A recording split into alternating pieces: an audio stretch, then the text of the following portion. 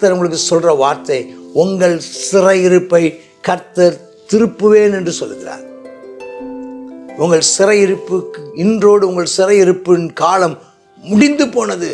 உன் சிறையிருப்பின் வஸ்திரங்கள் மாறும். உன் சிறையிருப்பின் காலங்கள் முடிவுற்றது. கர்த்தர் உன்னை உயர்த்துகிறார். உன்னை மறுபடியும் களிப்பையும் மகிழ்ச்சியும் கர்த்தர் தருவார். ரொம்ப நாளாக துக்கத்தையும் வேதனையும் சஞ்சலத்தையும் அனுபவித்த உனக்கு இன்று முதல் களிப்பும் மகிழ்ச்சியையும் கர்த்தர் கட்டளையிடுகிறார். கினியில் நடந்து வந்தோ, ஆனால் சேதம் ஒன்றும் இல்லை அப்பா. தண்ணீரை கடந்து வந்தோ, நாங்க மூழ்கி போகவில்லை அப்பா. உங்க கிருபை எங்களை விட்டு இமை பொழுதும் விலகலப்பா. உங்க கிருபை எங்களை விட்டு இமை பொழுதும் விலகலப்பா. எங்கள் தேவன் நீர், எங்கள் ராஜா நீர், நாங்கள் போற்றிடும் எங்கள் கண்மலை நீர். எங்கள் தேவன் நீர், எங்கள் ராஜா நீர், நாங்கள் போற்றிடும் எங்கள் கண்மலை நீர். கடலை நீர் பிளந்தீ, செம்மையான பாதை தந்தீ. எரிகோவின் கோட்டைகளை உம் யோசனையால் தகர்த்தீர். கோலியாத்தின் கோஷங்களை ஒரு நொடியில் வென்று விட்டீர். அந்த கோலியாத்தின் கோஷங்களை ஒரு நொடியில் வென்று விட்டீர். எங்கள் தேவன் நீர், எங்கள் ராஜா நீர், நாங்கள் போற்றிடும் எங்கள் கண்மலை நீர். எங்கள் தேவன் நீர், எங்கள் ராஜா நீர், நாங்கள் போற்றிடும் எங்கள் கண்மலை நீர். கர்த்தருடைய பரிசுத்த நாமத்திற்கு மகிமை உண்டாவதாக. சங்கீதம் 14. சங்கீதம் 14. தேவன் இல்லை என்று மதிகேடன் தன் இருதயத்தில் சொல்லிக் கொள்கிறானா? தேவன் இல்லைன்னு. அப்போ அவங்க அந்த தேவன் இல்லைன்னு எவன் சொல்கிறானோ அவன் வாழ்க்கையில் சுத்தமும் இருக்காது. அவங்க தங்களை கெடுத்துக்கிறாங்க, அருவருப்பான கிரியைகளை செய்கிறாங்க. ஏன்னா அவங்க ஒரு பயம் இல்லை. தேவன் இருக்கிறாருன்னு சொன்னால் தான் பயம் வரும். ஆனால் யாருக்கு அவங்க பயப்பட போகிறாங்க? அவங்க யாருக்கு பயந்து அவங்க நல்லவங்களாக நடக்க போகிறாங்க? அல்லது அவங்களுக்கு என்ன ரெஃபரன்ஸ்? அவங்க எதை அவங்க எல்லையாக வச்சு நடந்துக்குவாங்க? அவங்க ரெஃபரன்ஸ் என்னது? அவங்க ரெஃபரன்ஸ் எதை வைத்து தங்களை அளந்து கொள்வார்கள்? தாங்களே ஒரு சட்டத்தை ஏற்படுத்தி கொண்டு தங்களுக்கு தாங்களே அளந்து கொள்கிறவர்கள். அவ்வளோதான். அவங்க காரியம் ஆவதற்காக தங்களுக்கு எது சாதகமோ அதை செய்கிறவர்கள். தாங்கள் சாதிப்பதற்காக தங்களுக்கு தாங்களே விதித்து கொள்கிறதான அவர்களே விதித்து கொள்கிற கட்டளைகளும் நியமங்களும் அவங்களே பயன்படுத்துவாங்க. அதெல்லாம் எப்படி இருக்கான்? அருவருப்பானவைகள், தங்களை கெடு. நன்மை செய்கிறவன் இல்லை. அதான் நன்மை செய்கிறவன்னா எந்த நன்மை? தேவனுக்கு ஏற்ற நன்மை. இன்னைக்கு செய்கிறதான மனுஷன் செய்கிற எல்லா நன்மையும் அதுக்கு பின்னால் டேகும்பாங்க. அதுக்கு பின்னால் நம்ம எந்த ஒரு உதவி செஞ்சாலும், ஒரு யாருக்கோ ஒருத்தருக்கு ஒரு பரிசு கொடுக்க போனாலும், ஒரு கல்யாண வீட்டில் ஒரு பரிசு கொடுக்க போனாலும் நம்ம பெயர் எழுதி கொடுக்குறோம்.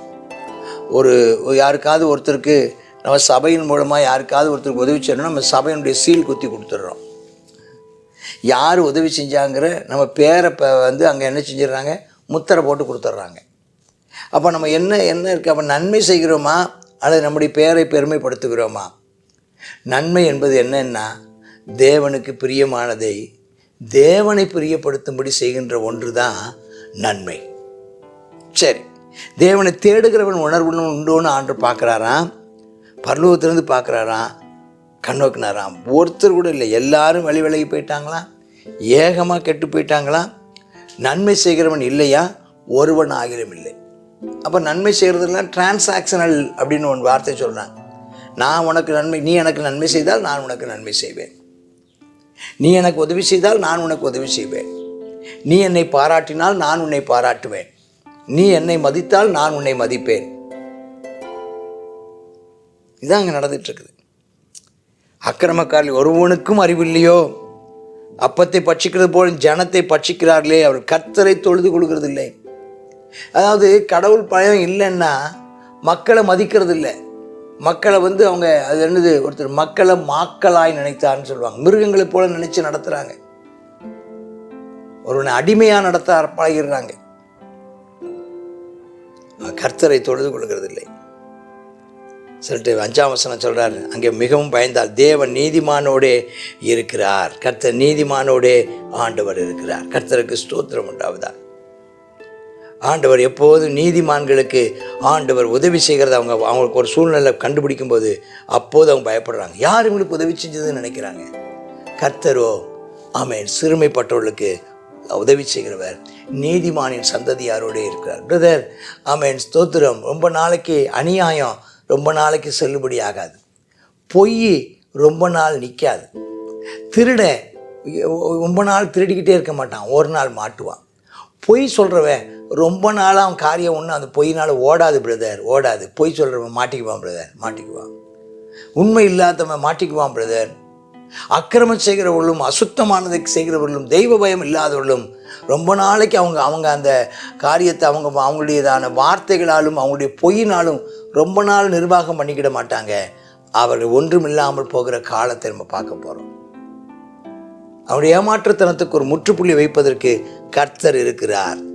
நீதிமானின் சந்ததியோடு கர்த்தர் இருக்கிறார். சொல்லுங்க, என் சந்ததியோடு கர்த்தர் இருக்கிறார். அல்லேலூயா.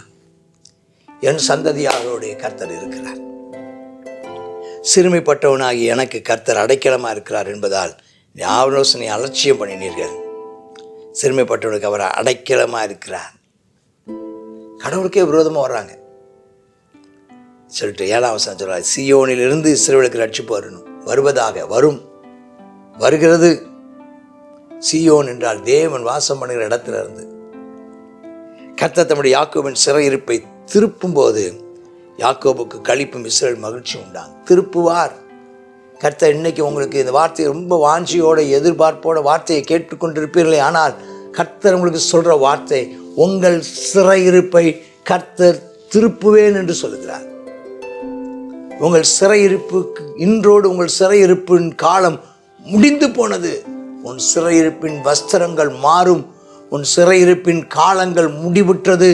கர்த்தர் உன்னை உயர்த்துகிறார். உன்னை மறுபடியும் களிப்பையும் மகிழ்ச்சியும் கர்த்தர் தருவார். ரொம்ப நாளாக துக்கத்தையும் ஆமென் வேதனையும் சஞ்சலத்தையும் அனுபவித்த உனக்கு இன்று முதல் களிப்பும் மகிழ்ச்சியையும் கர்த்தர் கட்டளையிடுகிறார்.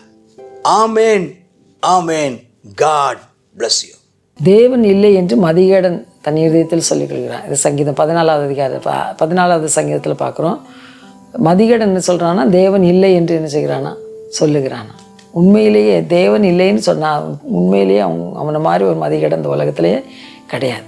பகலுக்கு பகல் என்ன செய்தான், இயற்கை என்ன செய்தான், தேவனுடைய பிரசன்னத்தை தேவனுடைய மகிமையை வெளிப்படுத்துகிறது. இரவுக்கு இரவு அவருடைய தானே அறிவை தெரிவிக்கிறது. ஆமாம், அவர்கள் பேச்சும் இல்லை வார்த்தையும் இல்லை, ஆனாலும் அவருடைய தானே சத்தம் அவருடைய தானே மகிமை எங்கும் அவன் வெளிப்பட்டு கொண்டிருக்கிறதுங்கிறத பார்க்குறோம். தேவன் இல்லைன்னு மனுஷன் சொல்லவே முடியாது. அவன் கர்த்தர் எங்கும் தன்னுடையதான பிரசன்னத்தை காட்டிக்கொண்டே இருக்கிறார். அவன் இந்த நாளில் அவன் இந்த தேவன் சொல்கிறார், தேவனை சங்கீதக்காரன் சொல்கிறார், தேவனை தேடுகிற உணர்வுள்ள இருதயம் உண்டோ என்று சொல்லி பார்க்க கர்த்தருடைய கண்கள் என்ன செய்தான், அவன் மனுபுத்திரரை கண்ணோக்கி கொண்டிருக்கிறதான். நம்ம என்ன செய்வோம், அவன் தேவன் சொல்கிறாரு, அவன் அவரை தேடுகிறவர்களுக்கு எல்லாம் தென்படுகிற தேவன், தம்மை பற்றி உத்தம இருதயத்தோடர்களுக்கு தம்முடைய வல்லமை விளங்க பண்ணுகிற தேவன் என்று சொல்லி வேதம் சொல்லுகிறது. இந்த நாளில் நாம் என்ன செய்வோம், அவரை தேடும்போது கர்த்தர் நமக்கு பதில் தராமல் யாருக்கு தருவார்? நிச்சயமாக அவர் நமக்கு பதில் தருவார். நம்ம ஜெபிப்போமா? கர்த்தாவே ஸ்தோத்திரம் ஆண்டவரே, இந்த நாளிலும் கர்த்தாவே உம்மை நோக்கி பார்க்கிறோம். இந்த உலகத்தில் அநேகர் கர்த்தாவே தேவன் இல்லை என்று சொல்லி மதிகடராய் திரிகிறார்களப்பா. ஆனால் நீர் எங்களுக்கு உம்மை வெளிப்படுத்தினபடியால் உமக்கு நன்றி செலுத்துகிறோம், ஸ்தோத்திரம் செலுத்துகிறோம் அப்பா. ஸ்தோத்திரம். நம்முடைய பிரசன்னத்தை ஒவ்வொரு நிமிடமும் உணரத்தக்கதாக நீர் எங்களுக்கு கிருபை தருகிறபடியால் உமக்கு நன்றி செலுத்துகிறோம். பரிசுத்த ஆவியானவரே, நீர் எங்களோடு கூட நீர் எடைப்படுகிறபடியால் உமக்கு நன்றி செலுத்துகிறோம் அப்பா. உமக்கு நன்றி அப்பா. ஸ்தோத்திரம் ஸ்தோத்திரம் அப்பா. ஆமே. நீர் கர்த்தாவே நீதிமானுடைய சந்ததியோடு நீர் இருக்கிறீர் ஆண்டவரே. அப்பா, சிறுமைப்பட்டவர்களுக்கு நீர் அடைக்கலமாக இருக்கிறீரப்பா. ஆமே. நாங்கள் அதை ஒருபோதும் மறக்காதபடிக்கு கர்த்தாவே உம்முடையதான நீதியில் உம்முடைய முகத்தை காண உதவி செய்யும். இயேசுவின் நாமத்தில் ஜெபிக்கிறோம் நல்ல பிதாவே. ஆமேன், ஆமேன்.